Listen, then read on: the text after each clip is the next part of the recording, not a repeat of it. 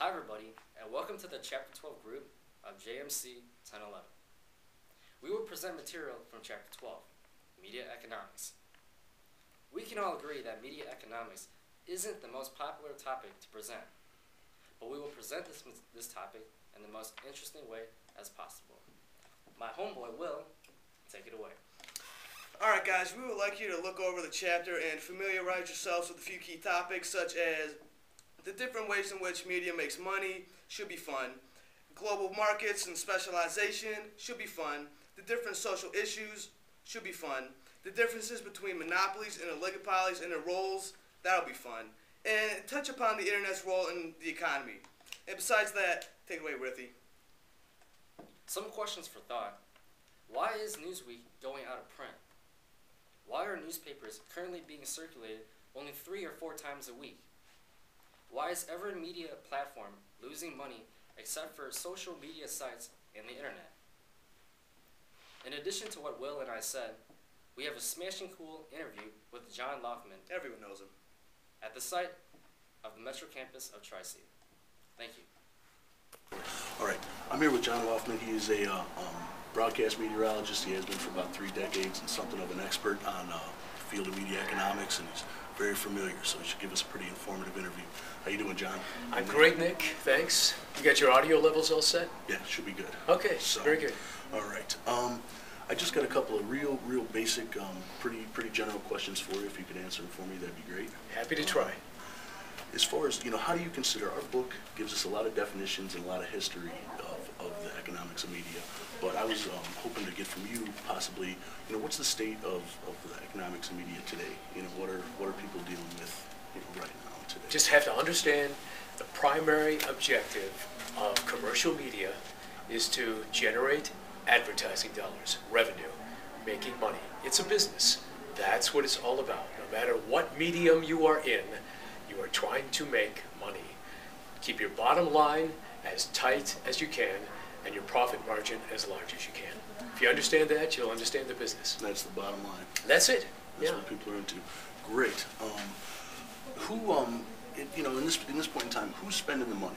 Who's generating, the service that people are buying? Well, advertisers Sure. are obviously, and they're targeting more and more to specific demographic groups, and they can do that more and more these days because they have ways of finding out where people are going, what people are doing, how they are spending their money, and they know the age groups, and they know the education levels, and they know everything else that goes with it. For example, on a very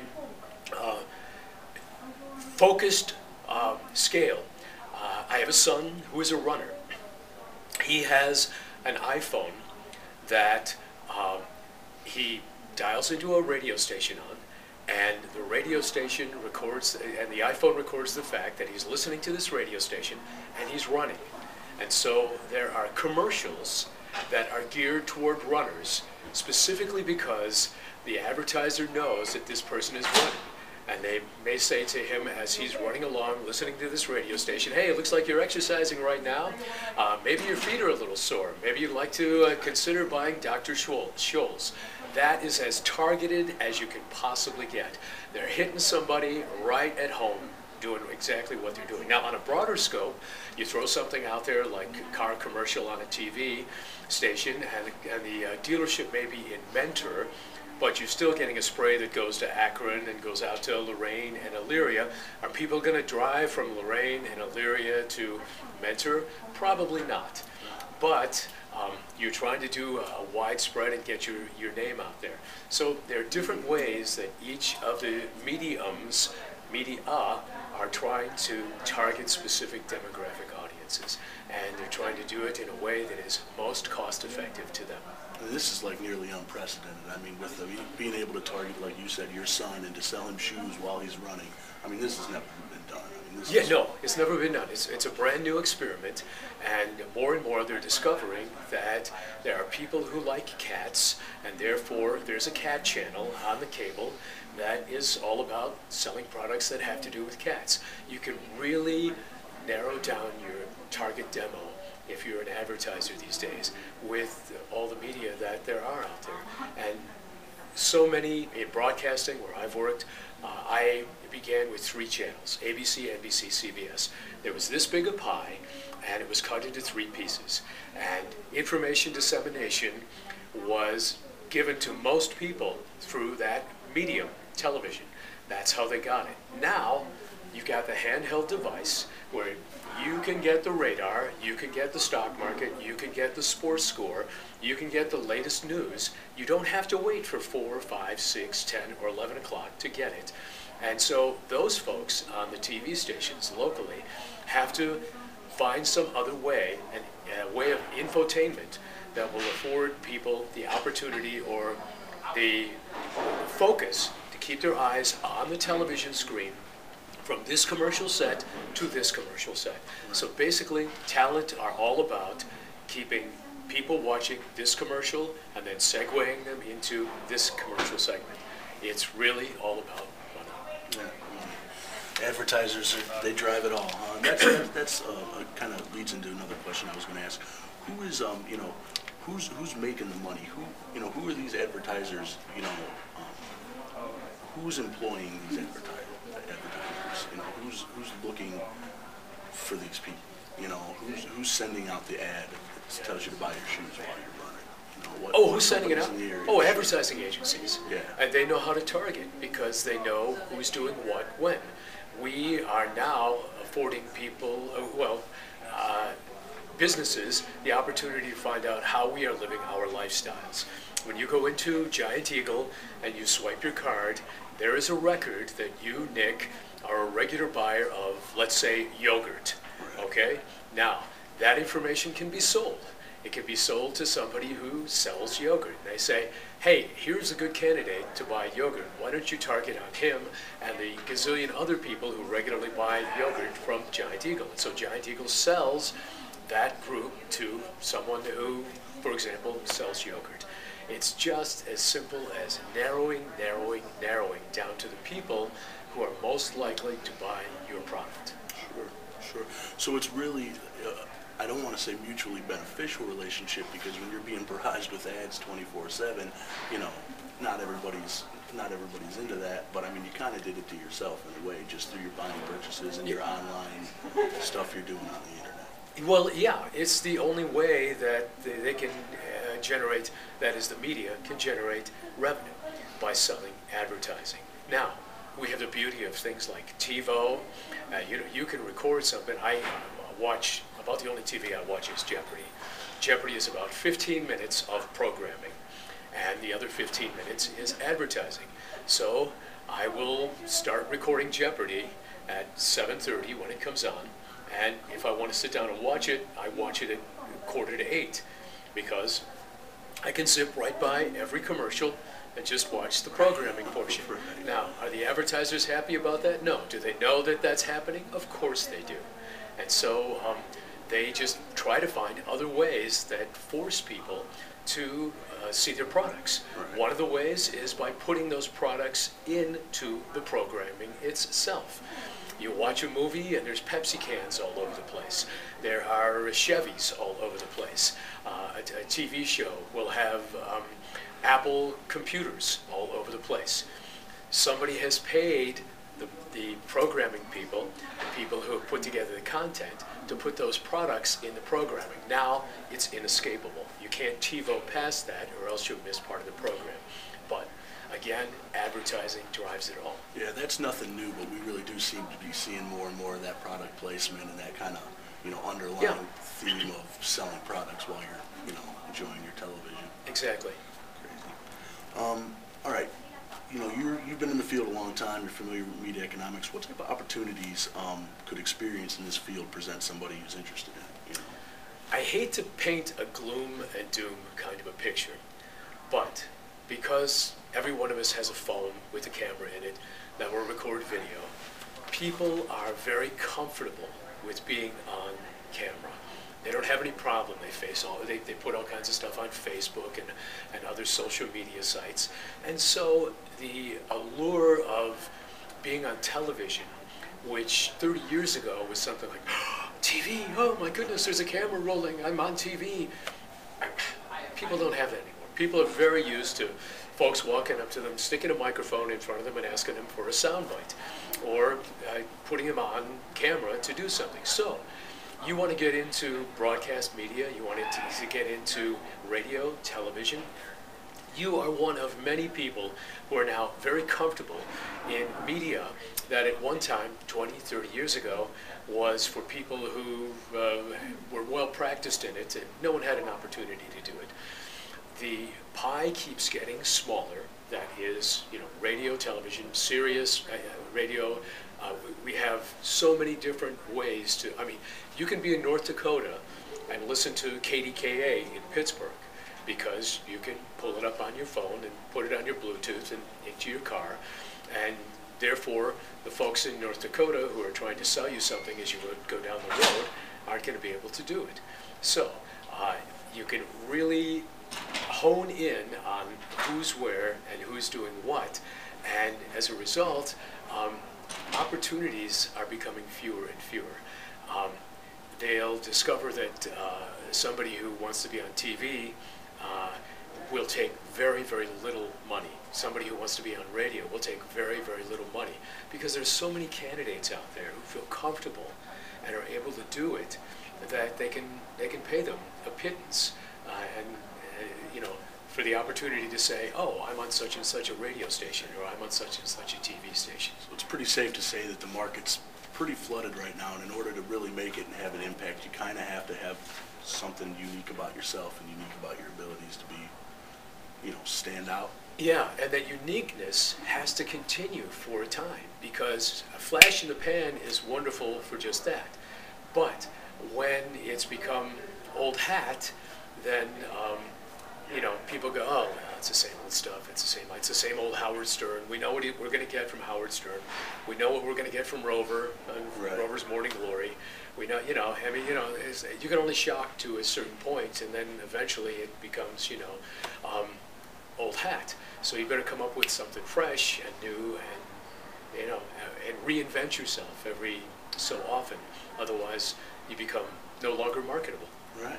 3 decades in the business, I'm sure you've done it more than once, huh? No, yeah, but I'm in a kind of an unusual area because weather, among other things, drives ratings.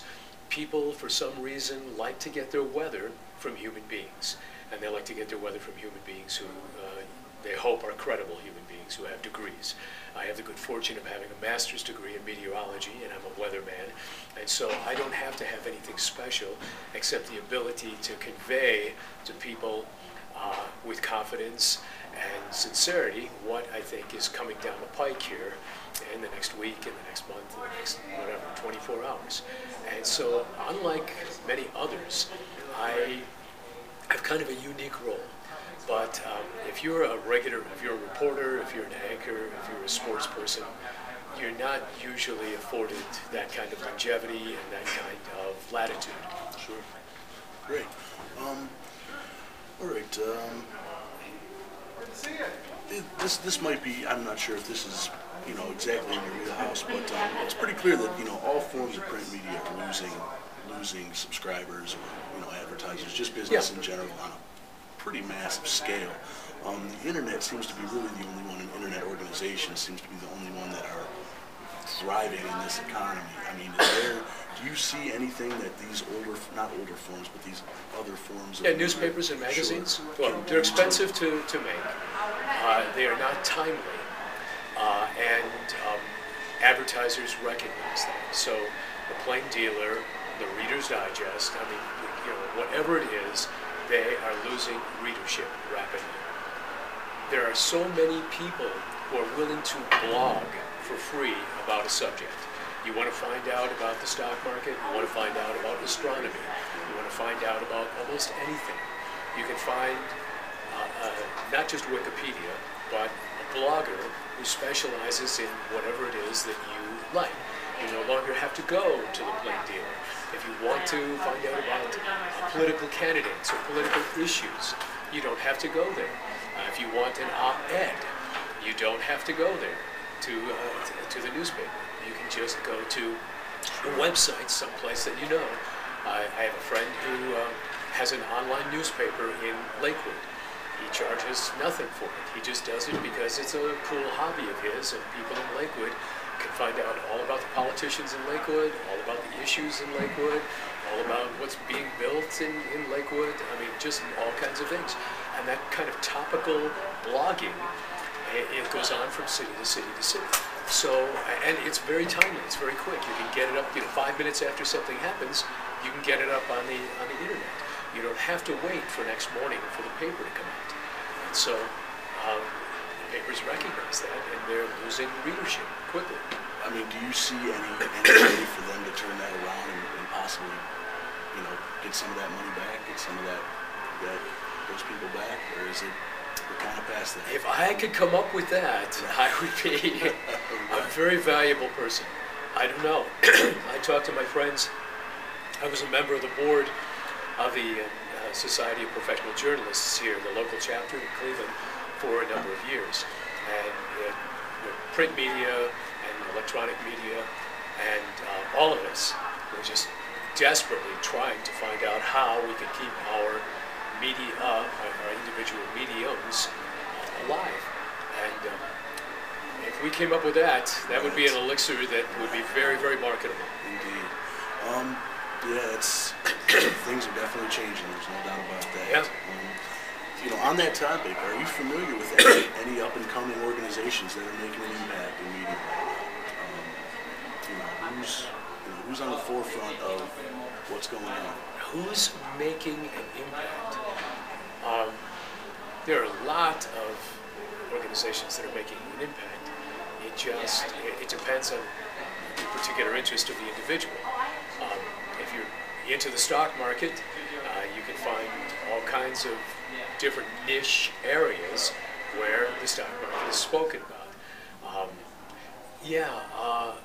Don't see in a broad way, in a generalized way, I just don't see anywhere that is making an impact. So it's really specialized. Everything now has it's very focused. Very focused, right? It has to be. And, little pocket of people who have an interest here, a little pocket of people here, a little pocket of people here.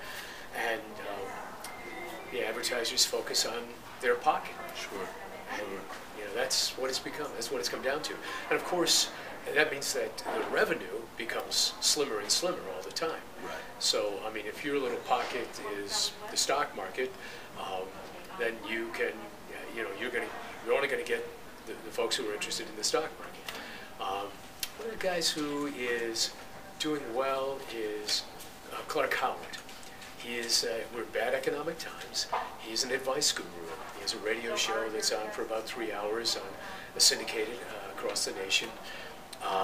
He's also on Headline News. Has something. It's a call-in show. Everybody, they call in about mortgages. They call about finances. They call about taking trips. How can they save money? How can they do that in these tough economic times? Somebody who can save you money on whatever it is you're about is going to be, for a generalized audience, is going to be a marketable commodity. Sure. If the economy gets strong again, Clark Howard may, ride off into the sunset. Right. Then lastly, we'll just end with this. What do you see for, the future of media? In economics-wise, how moving forward, what can we expect, on the horizon? Have you put any thought into that? I just think, and I keep hitting on this, that it's going to be more and more focused. I think the handheld devices that we have that afford us the opportunity to get what we want at our fingertips right now are going to be the way that advertisers generate the revenue that afford us the opportunity to continue to see the stuff that comes across. That's it. Just the way it is. Yeah, I don't think radio will ever die. I don't think TV will ever die. I don't think movies will ever go away, and maybe even print won't ever go away.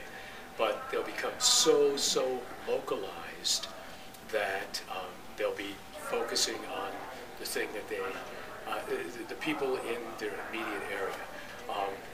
ABC, NBC, CBS, Fox. When we get cable saturation or dish saturation in excess of 94% of the country. They're no longer going to need television affiliates. They're going to be able to disseminate their programming over the internet.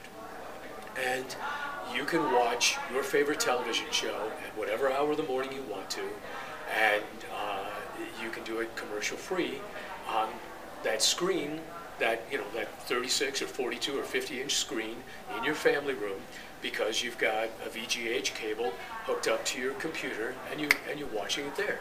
They don't need an affiliate in Detroit or in Cleveland or in Cincinnati to disseminate ABC's programming or Fox's programming.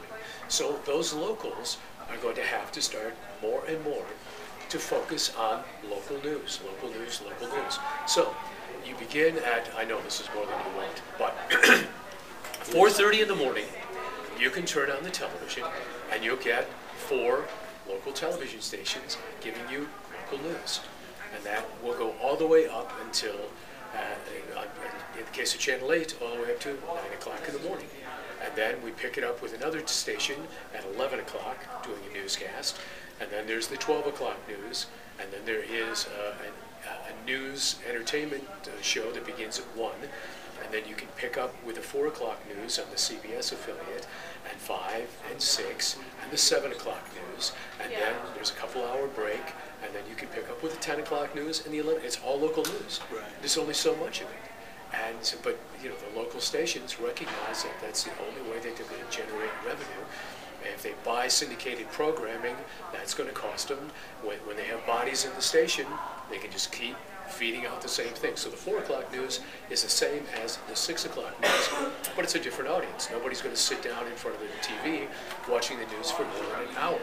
They're local news, so they could just put on the same stuff at 6 that they put on at 4, and if there was something that broke in between, they insert that in.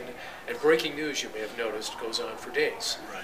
I mean, it's something that happened 2 days ago continues to be breaking news until something else happens, and now they can go off on a different direction. Yeah, indeed. Well, hey, John, thank you very much for your Nick, time. I appreciate it. more than you wanted to know, Very I'm sure. helpful. No, you've been very helpful.